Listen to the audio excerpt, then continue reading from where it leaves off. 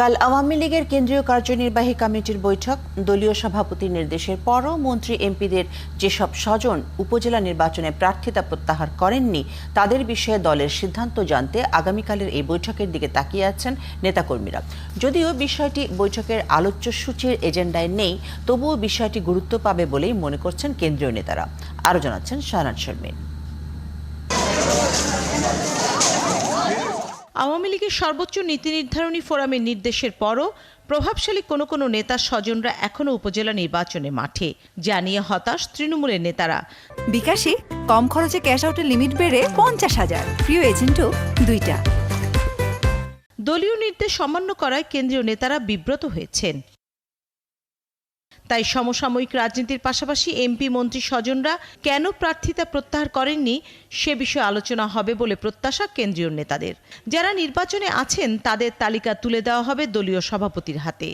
তাদের বিষয়ে চূড়ান্ত সিদ্ধান্ত নেবেন শেখ হাসিনা। যারা এটা শুনবে না, মানে এটা দুঃখজনক, এবং পরবর্তীতে নেতৃত্ব আমাদের যে মিটিং হবে, নেত্রী যে নির্দেশনা দেবেন আমরা সেটি বাস্তবায়ন করব। আমরা উড্র কজন করেছে, কজন প্রার্থীরা সরে দাঁড়িয়েছে, তার রিপোর্টটা আমরা সেদিন দিতে পারবো। বঙ্গবন্ধু কন্যা শেখ হাসিনার নির্দেশ তারা অক্ষরে অক্ষরে পালন করবে, এক্ষেত্রে ব্যত্যয় হবে না।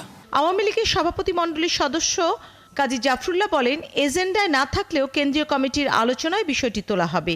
তৃণমূলে দলীয় শৃঙ্খলা বজায় রাখতে হলে নির্দেশনা অমান্যকারীদের বিরুদ্ধে ব্যবস্থা নেওয়াকে অনিবার্য বলছেন এই নেতা। এখনো দেখতে পাচ্ছি যে যদি আমাদের এমপি মন্ত্রীদের একদম স্বজনরা যদি অংশগ্রহণ করে, আর আমাদের দলীয়ভাবেও মার্কা ছাড়া তো আমরা সিলেকশন করে দিয়েছি, তাদের বিপক্ষে করে, তাহলে পর তৃণমূলে আমাদের নেতৃত্বের ভিতরে একটা বিশৃঙ্খলা তো হবেই।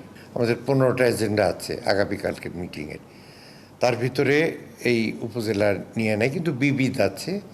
ওয়ার্কিং কমিটির মিটিংয়ে এটা আলোচিত হবে। আওয়ামী লীগ সভাপতি শেখ হাসিনার সভাপতিত্বে বৈঠকে কেন্দ্রের নির্দেশ অমান্যকারী প্রার্থীদের কী শাস্তির সিদ্ধান্ত আসছে তার উপরই নির্ভর করবে পরের ধাপের নির্বাচনে কতজন স্বজন দলীয় নির্দেশ মেনে মনোনয়ন প্রত্যাহার করবে বলছেন নেতারা। শাহনাজ শারমিন, ৭১, ঢাকা।